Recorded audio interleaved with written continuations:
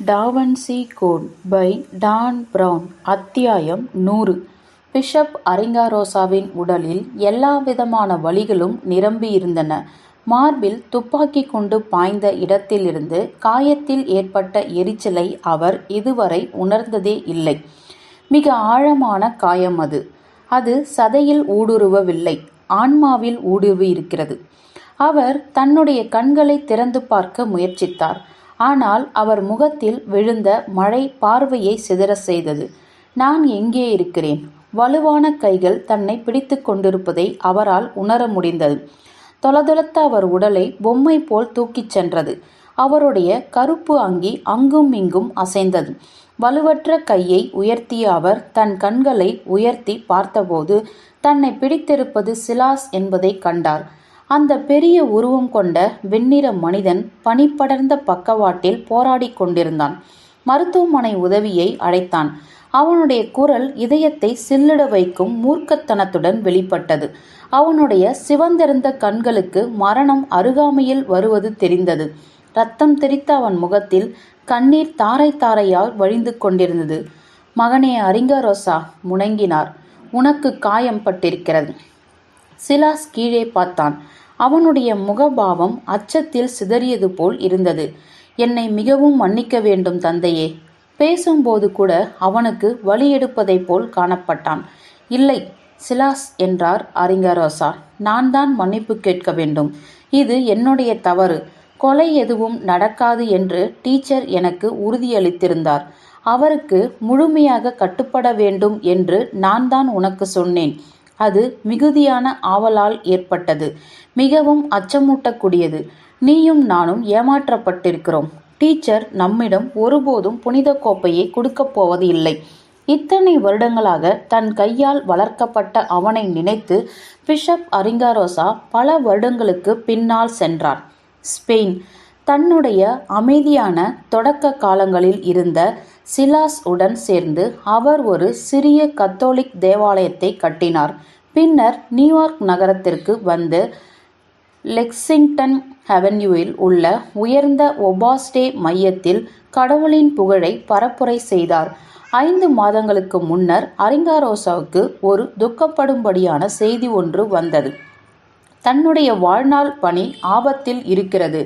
நுண்ணிய விவரங்களை கூட அவரால் நினைவுக்கு கொண்டு வர முடிந்தது. கெண்டல்ஃபோ கோட்டையில் நடந்த அந்த சந்திப்பு அவருடைய வாழ்க்கையை மாற்றிவிட்டது.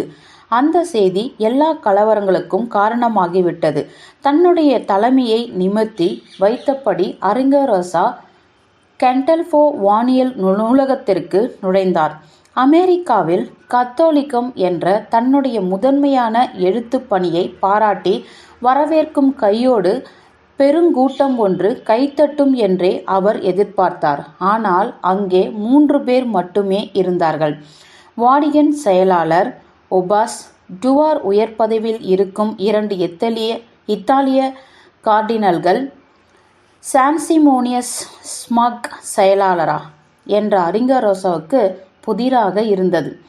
தடித்திருந்த சட்ட விவகாரங்கள் மேற்பார்வையாளர் அரிங்காரோசாவின் கைகளை குலுக்கிவிட்டு அவருக்கு நேரே இருந்த நாற்காலியில் கை காட்டினார். வசதியாக அமர்ந்து கொள்ளுங்கள். அரிங்காரோசா அமர்ந்தார். ஏதோ ஒரு விஷயம் தவறாகி இருப்பதை உணர்ந்தார். கொஞ்சமாக பேசுவதற்கு எனக்கு திறமை போதாது பிஷப் என்றார் செயலாளர். அதனால் உங்கள் வருகைக்கான காரணத்தை சொல்லிவிடுகிறேன். தயவு செய்து வெளிப்படையாகவே பேசுங்கள். அரிங்காரோசா அந்த 2 கார்டினல்களையும் உற்று நோக்கினார். சுய நியாயம் உள்ளோரின் எதிர்பார்ப்புடன் அவர்கள் இருவரும் அவரை அளவிட்டு கொண்டிருந்தனர். உங்களுக்கெல்லாம் தெரிந்திருக்கும் என்றார் செயலாளர். ரோமில் இருக்கும் அவருடைய புனித தன்மையானது ஒபாஸ்டேயின் சர்ச்சைக்குரிய நடைமுறைகளால் ஏற்பட்ட அரசியல் வீழ்ச்சியால் கவலைக்குரியதாக ஆனது. அரிங்காரோசா சற்றென்று மயிர்கூச்செறிவதைப் போல் உணர்ந்தார். அவர் ஏற்கனவே புதிய போப்புடன் இந்த விஷயத்தை பற்றி பலமுறை விவாதித்து விட்டார். அரிங்காரோசாவுக்கு அச்சுறுத்தலாக இருந்த அந்த புதிய போப் தேவாலயத்தின் உள்ளாட்சி மாற்றங்கள் குறித்து மிகவும் உறுதியான குரலில் பேசி மனசோர்வை ஏற்படுத்தியிருக்கிறார். அவருடைய புனித தன்மையானது உங்களுடைய அமைச்சகத்தை நடத்துவதற்காக எந்த ஒரு மாற்றத்தையும் கோராது என்று நான் உங்களுக்கு உறுதி கூறுகிறேன் என்றார் செயலாளர். நானும் அப்படித்தான் நம்புகிறேன். பிறகு நான் எதற்கு இங்கே? பெருத்த உடலுடன் இருந்த அவர் முறுவலித்தார். பிஷப், இதை எப்படி மென்மையான முறையில் சொல்லுவதென்று எனக்கு தெரியவில்லை. அதனால்தான் நான் இதை நேரடியாக குறிப்பிடுகிறேன். 2 நாட்களுக்கு முன்னால் ஒபாஸ்டேயின் அங்கீகாரத்தை பறிப்பதென்று வாக்கெடுப்பில் செயலாளர் சபையானது ஒருமனதாக வாக்களித்திருக்கிறது. தான் தவறாகத்தான் கேட்கிறோம் என்று அரிங்காரோசாவுக்கு உறுதியாக தெரிந்தது. எனக்கு புரியவில்லை. வெளிப்படையாக சொல்ல வேண்டும் என்றால், இன்றிலிருந்து 6 மாதங்களில் வாடிகனின் முன்னோடி என்று ஒபாஸ்டே கருதப்பட மாட்டாது. உங்களுடைய தேவாலயம் உங்களுடையதுதான். புனித பார்வை உங்களிடம் இருந்து பிரிக்கப்படும். அவர் புனிதம் இதற்கு ஒப்புக்கொண்டு விட்டது. நாங்களும் சட்டப்படியான ஆவணங்களை தயார் செய்ய ஆரம்பித்து விட்டோம். ஆனால் அது சாத்தியமில்லை. நீங்கள் சொல்வதற்கு மாறாக அது சாத்தியம்தான், அவசியம் கூட. மூர்க்கத்தனமான உங்களுடைய ஆள் சேர்க்கும் கொள்கை மற்றும் உடல் ரீதியான சித்திரவதை நடைமுறைகளால் அவர் புனிதம் அசௌகரியத்திற்கு ஆளாகியிருக்கிறது என்று சற்று இடைவெளி விட்டார் அவர். பெண்களை பற்றி உங்கள் கொள்கைகளையும் குறிப்பிட்டாக வேண்டும். மிகவும் வெளிப்படையாக சொன்னால், ஒபாஸ்டே எங்களுக்கு பெரியதொரு சுமையாகவும் அவமான சின்னமாகவும் மாறிவிட்டது. பிஷப் அரிங்காரோசாக்கு தூக்கி வாரி போட்டது. அவமான சின்னமா? இவ்வளவு தூரம் வரும் என்று நீங்கள் எதிர்பார்க்க மாட்டீர்கள்தான். ஒபாஸ்டே ஒரு கத்தோலிக்க நிறுவனம். அதன் எண்ணிக்கை அதிகரித்து கொண்டே இருக்கிறது. இப்போது எங்களிடம் 11,000 மதகுருக்கள் இருக்கிறார்கள். உண்மைதான். எங்கள் எல்லோருக்குமே அது ஒரு பிரச்சனைக்குரிய விஷயம். அரிங்காரோசா அசைய முடியாதவராக நின்று கொண்டிருந்தார். 1982 நாங்கள் வாடிகன் வங்கிக்கு உதவிய போது ஒபாஸ்டே ஓர் அவமான சின்னமா என்று அவர் புனித திட்டம் கேட்டிருக்க வேண்டியதுதானே. வாடிகன் அதற்கு என்றுமே நன்றி கடன் பட்டிருக்கும் என்ற செயலாளரின் தோணி சாந்தமாக இருந்தது. 1982 இருந்த உங்களுடைய நிதி சார்ந்த வள்ளல் தன்மையை எப்போதும் நம்புகிறவர்கள்தான் வாடிகனின் முன்னோடி என்ற முதல் இடத்தை உங்களுக்கு வழங்கியிருக்கிறார்கள். அது உண்மை அல்ல. அவர் சொன்னது அரிங்காரோசாவை ஆழமாக காயப்படுத்தியது. எது எப்படி இருந்தாலும் நாங்கள் நம்பிக்கையின்மைப்படி செயல்படவே திட்டமிட்டிருக்கிறோம். அந்த பணத்தை திருப்பி அளிப்பதற்கான சில அடிப்படைகளையும் நாங்கள் உருவாக்கி கொண்டிருக்கிறோம். அது 5 தவணைகளில் திருப்பி அளிக்கப்படும். நீங்கள் என்னை விலைக்கு வாங்குகிறீர்களா என்றார் அரிங்காரோசா. சத்தமில்லாமல் எனக்கு பணம் அளிக்கிறீர்களா? பகுத்தறிவுக்கென்று எஞ்சியிருக்கும் ஒரே ஒரு குரல் ஒபாஸ்டே மட்டும்தான். கார்டினல்களில் ஒருவர் அவரை உற்று நோக்கிறார். மன்னிக்கவும், பகுத்தறிவு என்றா சொன்னீர்கள்? அரிங்காரோசா மேஜைக்கு அப்பால் நின்றிருந்தார். தான் சொல்ல வந்த விஷயத்திற்காக குரலை கூர்மையாக்கி கொண்டார். கத்தோலிக்கர்கள் ஏன் இந்த தேவாலயத்தை விட்டு வெளியேறுகிறார்கள் என்று உங்களுக்கு உண்மையிலேயே தெரியுமா? உங்களை சுற்றி பாருங்கள் கார்டினல். மக்கள் மரியாதை இழந்து விட்டார்கள். தீவிர நம்பிக்கை என்பதெல்லாம் போய்விட்டது. இந்த கோட்பாடு ஒரு நேர்கோடாகிவிட்டது. சுய கட்டுப்பாடு, மன்னிப்பு, சமூக கூடல், ஞானஸ்தானம், பிரார்த்தனை கூட்டம் என எதை வேண்டுமானாலும் எடுத்துக்கொள்ளுங்கள். இவற்றில் எவையெல்லாம் உங்களுக்கு ஏற்புடையதோ அதை எடுத்துக்கொண்டு மற்ற எல்லாவற்றையும் விட்டுக்கொடுங்கள். இந்த தேவாலயம் எந்த வகையான ஆன்மீக வழிகாட்டுதலை வழங்குகிறது? 2வது கார்டினல் பதிலளித்தார். 3ஆம் நூற்றாண்டு சட்டங்கள் கிறிஸ்துவின் நவீன தொண்டர்களுக்கு பொருந்தாது. இன்று உள்ள சமூகத்தில் அந்த விதிகள் செயல்படாத ஒன்றாகவே இருக்கும். சரி, ஆனால் அவை ஒபாஸ்டேயில் செயல்படுகின்றனவே. பிஷப் அரிங்காரோசா என்ற அந்த செயலாளரின் குரல் அந்த விவாதத்தை முடித்து வைப்பது போல் இருந்தது. இதற்கு முன்பிருந்த போப்புடன் உங்களுடைய நிறுவனத்திற்கிருந்த மரியாதை வெளியில் அவர் புனிதமானது. ஒபாஸ்டே இன்னும் 6 மாதங்களில் வாடிகனிடமிருந்து தன்னார்வத்துடன் பிரிந்து செல்ல வேண்டும் என்று கோருகிறது. புனித பார்வையுடன் உங்களுக்குள் அபிப்பிராய பேதங்கள் அடையாளம் கண்டு உங்களுக்கு சொந்தமான கிறிஸ்துவ நிறுவனத்தை அமைத்து கொள்ளுங்கள். நான் மறுக்கிறேன் என்றார் அரிங்காரோசா. இதை பற்றி அவரிடமே நேரடியாக சொல்லிக் கொள்கிறேன். அவர் புனிதம் உங்களை இனிமேலும் நேரடியாக சந்திக்க விரும்பாது என்று நினைக்கிறேன். அரிங்காரோசா எழுந்து நின்றார். முந்தைய போப் நிறுவிய முன்னோடி என்ற அடையாளத்தை அவரால் அழிக்க முடியாது. மன்னிக்க வேண்டும். செயலாளரின் கண்ணுகள் இமைக்கவில்லை. கடவுள் கொடுத்தார், கடவுள் எடுத்துக்கொண்டார்.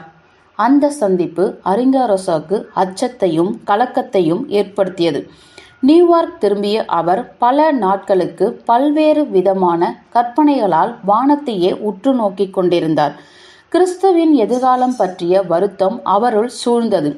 அதற்கு சில வாரங்கள் கழித்து இவை எல்லாவற்றையும் மாற்றிவிடக்கூடிய ஒரு தொலைபேசி அழைப்பு அவருக்கு வந்தது. அழைத்தவர் பிரெஞ்சில் பேசுகிறவராகவும் தன்னை டீச்சர் என்றும் அறிமுகப்படுத்தினார். அந்த பெயர் முன்னோடி அமைப்பில் பொதுவான ஒன்று. ஒபாஸ்டேக்கு ஆதரவளிப்பதிலிருந்து தன்னை விலக்கிக் கொள்ளும் வாடிகனின் திட்டம் தனக்கு தெரியும் என்றார் அவர். இவருக்கு எப்படி தெரியும்? அரிங்காரோசாவுக்கு தெரியவில்லை. ஒபாஸ்டேயை மூடுவதற்கான நாள் நெருங்கிக் கொண்டிருக்கிறது என்பது வாடிகனில் ஒரு சில அதிகார தர்கர்களுக்கு மட்டுமே தெரிந்திருக்கும் என்றே அவர் நினைத்திருந்தார். எப்படியோ அந்த வார்த்தை வெளிவந்துவிட்டது. அது கிசுகிசுவாக வெளிவரும்போது வாடிகன் நகரத்தை சுற்றியிருக்கும் சுற்றுச்சுவரில் விழும் ஓட்டைகளைப் போல உலகில் வேற எந்த சுற்றுச்சுவரிலும் ஓட்டைகள் விழாது. எனக்கு எல்லா இடத்திலும் காதுகள் உண்டு பிஷப் என்றார் டீச்சரின் கிசுகிசுப்பான குரலில். அந்த காதுகளின் மூலம் நான் சில விஷயங்களை தெரிந்து கொண்டேன். உங்களுடைய உதவியோடு உங்களுக்கு எல்லையற்ற சக்தி தரும் புனிதமான பொருள் ஒன்று மறைந்திருக்கும் இடத்தை என்னால் வெளிக்கொண்டு வர முடியும். அந்த எல்லையற்ற சக்தி வாடிகனை உங்கள் காலடியில் நிற்கச் செய்யும். அது நம்பிக்கையை காப்பாற்ற போதுமான சக்தி உள்ளது. ஒபாஸ்டேயிக்காக மட்டுமல்ல, நம் எல்லோருக்காகவும் தான். கடவுள் எடுத்துக்கொண்டதை கடவுள் தருகிறார். அரிங்காரோசா நம்பிக்கை ஒளி வீசுவதைப் போல உணர்ந்தார். உங்களுடைய திட்டத்தை சொல்லுங்கள். ஜெயின் மேரி மருத்துவமனையில் கதவுகள் மெல்லிய சத்தத்துடன் திறந்தபோது பிஷப் அரிங்காரோசா நினைவு திரும்பாதவராகவே இருந்தார். நுழைவு வாயிலில் சிலாஸ் சோர்வுற்றவனாக நகர்ந்து கொண்டிருந்தான். தரையில் மண்டியிட்டு உதவி கேட்டு அழுதான். இரத்தப்போக்குடன் வந்த மதகுருவுக்காக பாதி நிர்வாணத்துடன் இருந்த அந்த வெண்ணிற மனிதன் இறஞ்சுவதை வரவேற்பறையில் இருந்த எல்லோரும் அதிசயமாகவும் ஆச்சரியமாகவும் பார்த்தனர். சிலாசிற்கு உதவிய மருத்துவர் பிஷப்பை படுக்கையில் கிடத்தினார்.